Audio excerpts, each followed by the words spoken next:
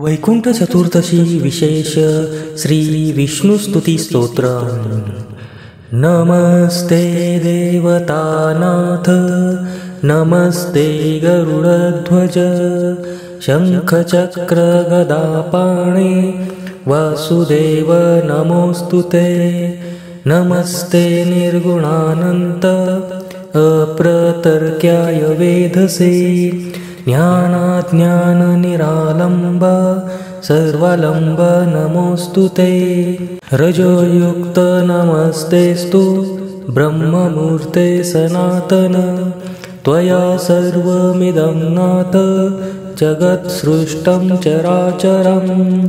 सत्त्वाधिष्ठितलोकेश, विष्णुमूर्ते अधोक्षज, प्रजापाल महाबाहो, जनार्दन नमोस्तुते। तमोमूर्ते अहं हेश, त्वदंश क्रोधसंभवा, गुणाभियुक्त देवेश, सर्वव्यापी नमोस्तुते।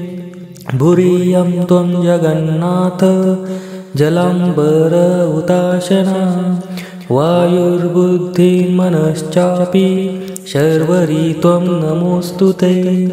धर्मो यज्ञस्तपः सत्यमहिंसा शौचमार्जवं, क्षमादानं दया लक्ष्मी, ब्रह्मचर्यं त्वमीश्वर।